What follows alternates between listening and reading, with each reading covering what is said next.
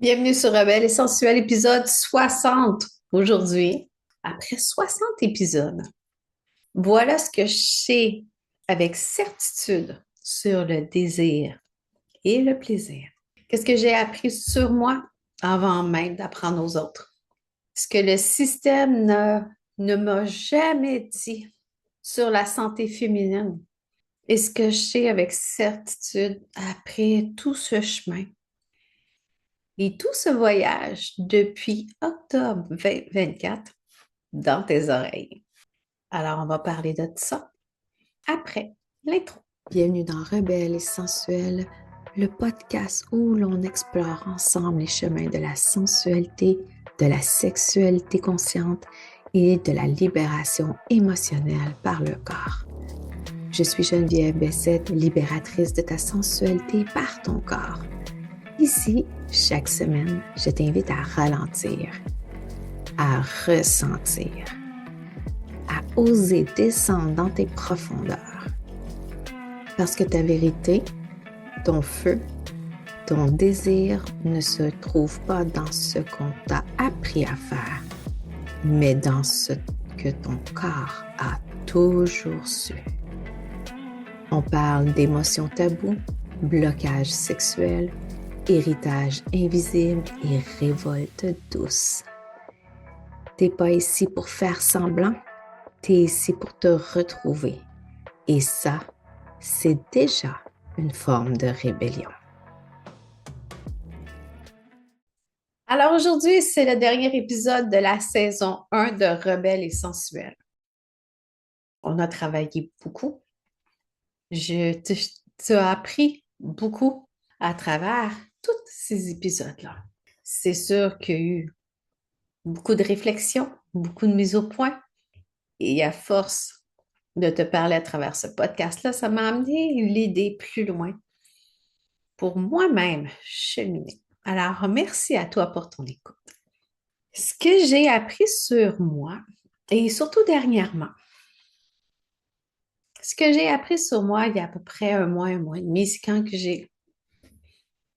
j'ai revisité mon histoire. Parce que oui, l'histoire, c'est qu'est-ce qui inspire quelqu'un. Le chemin que j'ai parcouru pour que tu puisses rentrer dans mes souliers pour pouvoir aussi marcher le tien. Quand que j'ai refait un reel, donc une courte vidéo sur mon histoire, mais tout vient de mon diagnostic de cancer. Oui, il y a beaucoup d'événements tentaculaires qui ont été avant, mais le diagnostic de cancer, ça a été un moment de ma vie où j'ai dit, OK, j'étais maman solo, j'étais en couple avec un homme qui avait sa propre fille, un an de différence avec la mienne. Et au moment de mon diagnostic de cancer, ben, je ne l'ai pas appris du médecin, je l'ai appris malheureusement de l'infirmière. Parce que je te raconte l'histoire. En 2011, je sentais qu'il y avait quelque chose qui n'était pas correct avec mon corps. Et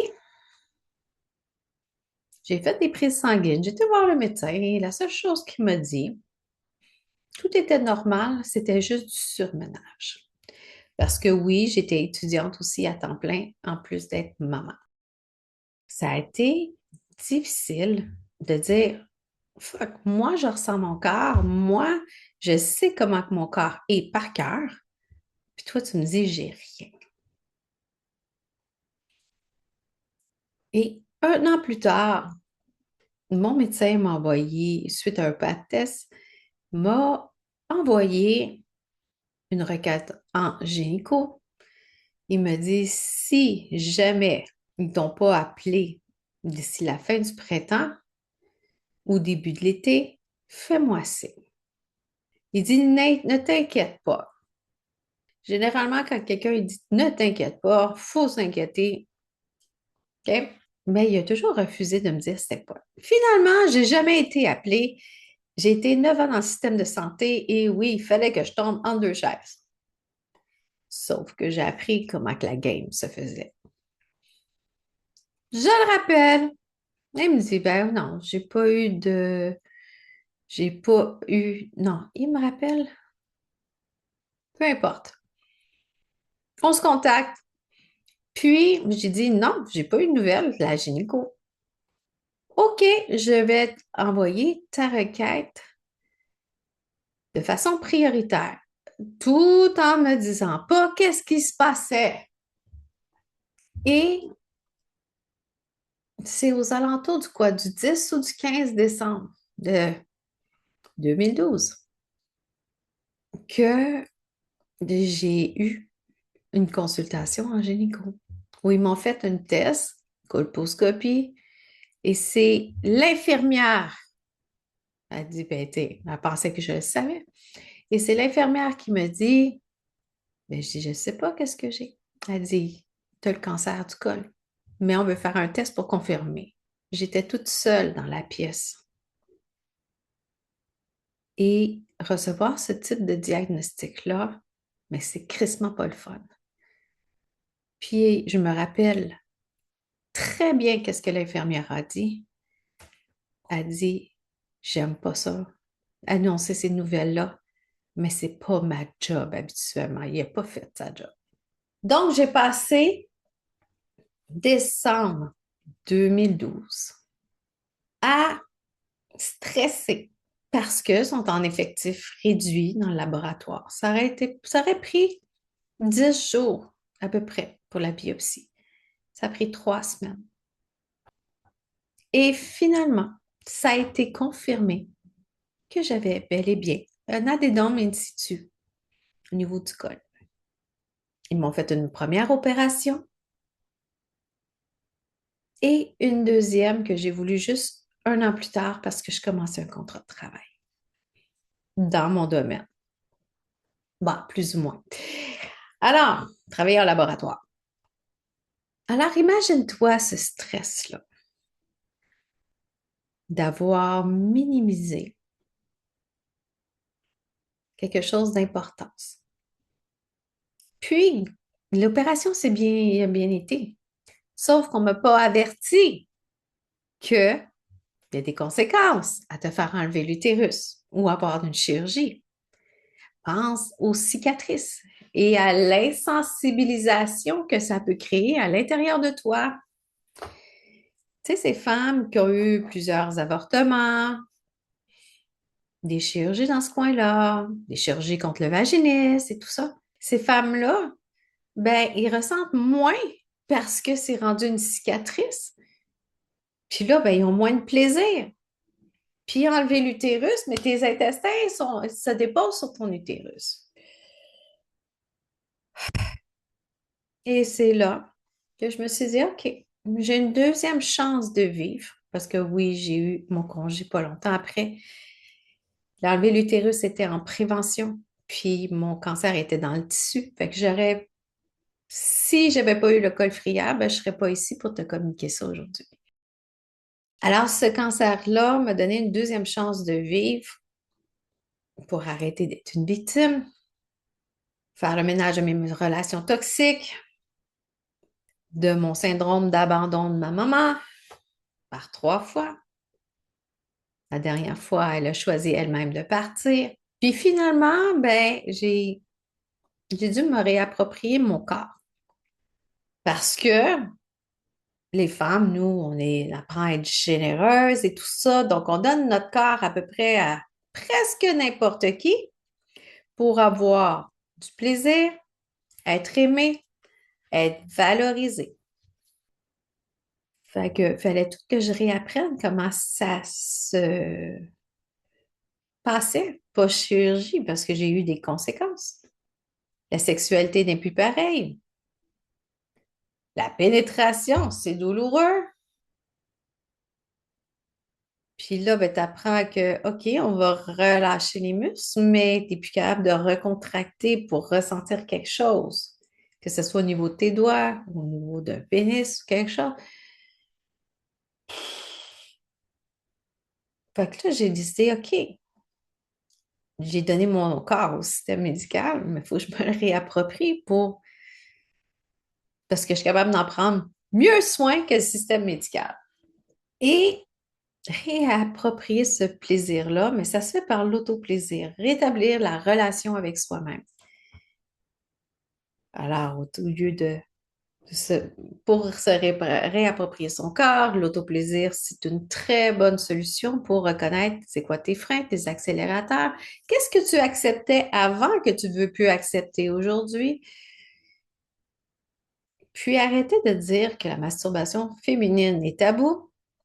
Et même si tu es en couple, c'est aussi bon de le faire de chaque côté. C'est comme ta récompense à toi-même. Et c'est un élément moins stressant pour ton ou ta partenaire que peut-être qu'il galère avec son propre plaisir aussi. Puis, c'est pas qu'est-ce que tu penses et c'est pas qu'est-ce que tu souhaites et tu te sens frustré parce que toi, tu es capable de te donner du plaisir, mais lui, il n'est pas capable de t'en offrir ou tu sais même pas comment tu fonctionnes pour pouvoir le guider. Parce qu'on a la croyance que un homme connaît comment une femme fonctionne ou une femme comment une autre femme fonctionne, mais fonctionne avec ses blessures à lui, ses mémoires à lui, ses traumas à lui. Alors, c'est pas one size fit all. Puis dans le tantra, qu'est-ce que j'ai découvert? C'est que c'est la femme qui doit guider l'homme à son propre plaisir. Mais je sais qu'il y a beaucoup d'hommes qui ne sont pas d'accord avec ça. Et là embarque la sexualité de performance. Donc, réapprendre ce que tu aimes vraiment. La lenteur de la sexualité ou le petit côté kinky du BDSM? Est-ce que c'est essayer toutes les expériences sexuelles ou avoir un orgasme énergétique que tu fais transcender à travers tes chakras pour exploser et avoir un potentiel multi-orgasmique? Alors, j'ai découvert que au lieu d'explorer et être très sexuel, mais c'est la sensualité qui m'allume, qui est mon vrai turn-on. Et étant donné que je m'affichais ouvertement bisexuelle, ça l'a fait pencher la balance aussi que ce qui me freine, ce qui m'accélère, la jante féminine a une longueur d'avance sur la jante masculine. Alors, l'importance de se connaître soi-même avant de laisser l'autre rentrer dans ton univers ou d'autres personnes toucher à ton corps. C'est primordial. Et c'est comme ça que tu vas pouvoir déterminer tes limites et surtout écouter le consentement de ton corps. Tu sais, ces relations trop rapides, trop fortes, trop profondes, où tu as besoin de plus de préparation, au lieu de dire, ben là, ça lève pas, ou tu es encore sec, je crache dessus, je la rentre de force. Ce n'est pas un consentement du corps. Arrêtez d'aller trop vite. Il faut se connecter avec ce qu'on ressent pour se sentir en sécurité, pour pouvoir que ta yoni s'ouvre. Ou encore, si tu es un homme, c'est la même chose. Est-ce qu'il y a quelque chose que ta partenaire ou ton partenaire te turn off? Ou quelque chose que tu n'as jamais osé demander qui t'allume? Alors, j'ai appris beaucoup de choses avec moi-même et c'est grâce à la découverte de Noémie Rodrigo et mon intention aussi de parler plus de sexualité. Ça a commencé à émerger, de me faire, que je me suis formée et tout ça, pour ensuite découvrir des choses, oui, que je connaissais déjà, parce que pour moi, la sexualité n'a jamais été tabou, mais le consentement, oui. Alors, j'ai appris sur moi le consentement et je me gêne plus de le dire. au lieu de faire plaisir, pour pouvoir te l'enseigner à toi. Quand ça te dit oui ou quand ça te dit non. Pour ça, il faut t'apprendre à te connaître. Comme que j'ai dû me redéfinir après ce cancer. Alors, je peux te dire avec certitude que le désir est très en lien avec la connaissance de soi et est très en lien avec le consentement du corps. Quelqu'un qui va respecter ton consentement du corps, qui va être un safe space pour toi, la libido, le désir va venir beaucoup plus facilement que si on te force, que si on reste dans les habitudes et si on reste dans la performance. Ce qui m'amène à te dire ce que le système ne te dira jamais sur la santé féminine. Et c'est drôle, j'ai tombé sur un reel l'autre fois que pour les hommes, on va investiguer beaucoup plus loin. Pour les femmes, on me préfère mettre une étiquette. Et n'oublie pas que l'autre bord de la frontière, le mot femme ne réside plus pantoute dans aucun texte. Alors, on est très loin de, tu sais, on est très loin de se pencher sur la cause féminine. J'ai lu tout récemment qu'on vient de cartographier le nombre de nerfs qu'il y a dans le clitoris. Et ça, c'est pas juste le petit bout qui sort. De 4 belles branches à l'intérieur qui entourent ton canal vaginal. Alors, le clitoris, c'est pas juste le piton. Fait qu'on met beaucoup de choses, que ce soit hormonal, tu sais. On aime ça dire, ah, c'est hormonal, ah, c'est hormonal. Puis quand j'entends ça, je capote. Que ce soit ton anxiété, que ce soit ta perte de plaisir, ta perte de désir, ta dépression, on met ça sur la santé féminine. Tu sais, ces diagnostics que j'appelle poubelle, parce que c'est pas dans ta tête, puis c'est pas une fatalité. C'est un mode de survie qu'on a appris à pas s'exprimer, pas prendre notre place, à dire que c'est juste dans notre tête, ou surtout, qu'est-ce que les voisins vont dire? Tu peux pas faire ça. Qu'est-ce que les autres vont dire? Donc, on t'apprend à être belle et tais-toi. Le système médical, lui, va banaliser ce que tu vis. Et c'est pour ça qu'il y a des femmes comme moi qui disent, viens-t'en ici, on va se dire les vraies affaires. Premièrement, quelle est ta relation avec ta yoni, tes organes féminins? Quelle est la relation avec ton corps, même après une maladie, une chirurgie ou un abus? On fait juste dire, OK, c'est passé, vis avec. As-tu besoin des antidépresseurs? Non. Comment que le système peut nous aider à nous reconstruire? Il y a combien de listes d'attente? Non, il y a combien de personnes sur la liste d'attente au CAVAC? Parce qu'une femme sur 3 et aussi un homme sur 5 a subi des agressions sexuelles. Et j'ai pas à t'expliquer qu'est-ce qui se passe dans l'actualité non plus.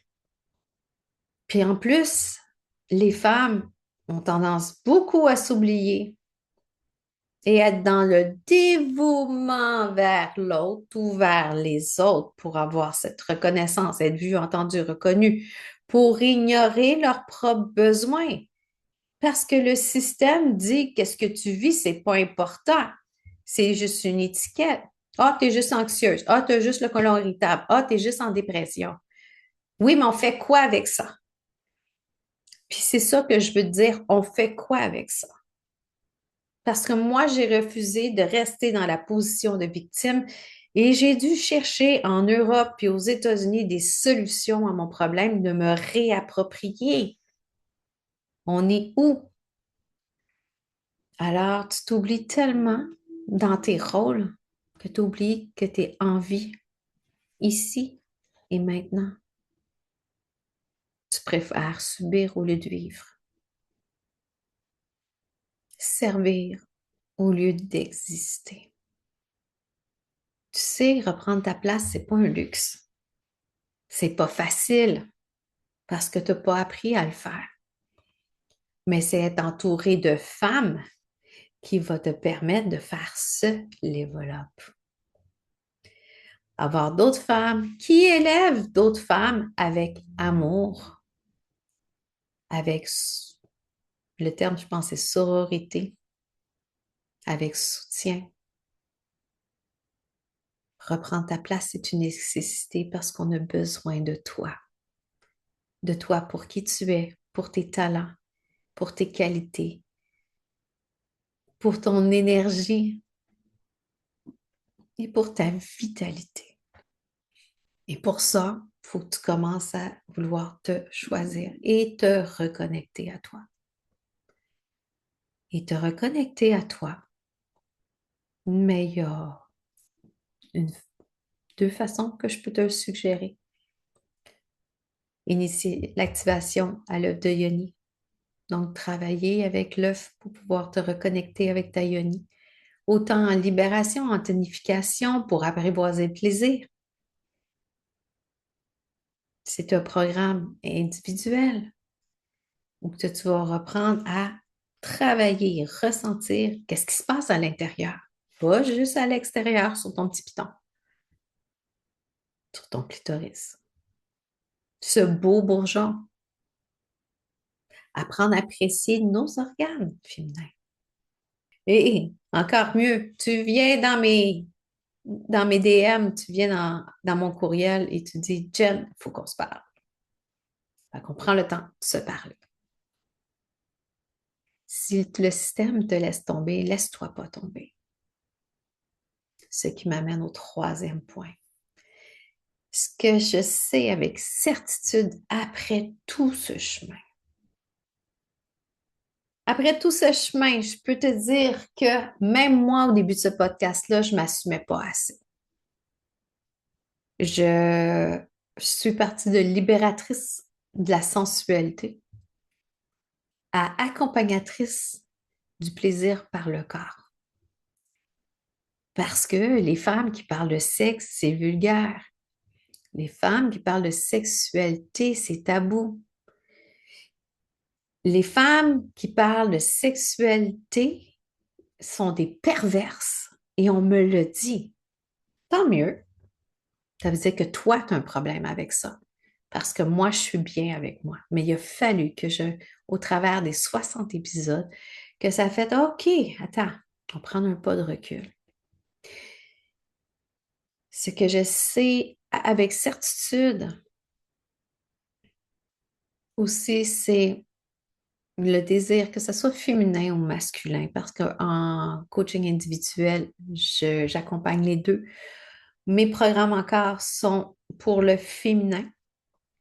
J'ai un petit projet pour le masculin, mais j'ai quelque chose pour toi que les hommes, ils progressent à leur rythme aussi dans l'accompagnement individuel. Tu n'as pas de libido à réparer, tu n'es pas brisé. C'est pas une pièce ou deux à changer. C'est juste te remettre en sécurité. Puis ça, c'est numéro un. Savoir dans certaines situations, est-ce que c'est ta mini-toi qui freak après une situation qui l'a fait un trigger, donc qui l'a déclenché, qui dit non, non, non, je ne veux pas vivre ça. Non, non, non, peux-tu arrêter de m'ignorer? À l'adulte d'expérience qui est capable d'être un parent aimant avec ta mini-toi pour dire non, c'est correct.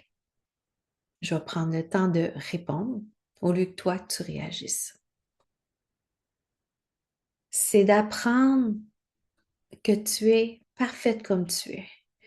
Parce qu'au début de mon univers, c'était vers la fin de la masso, début professeur de yoga, en tout cas dans ces eaux-là. Il y a beaucoup de choses qui s'est passé depuis.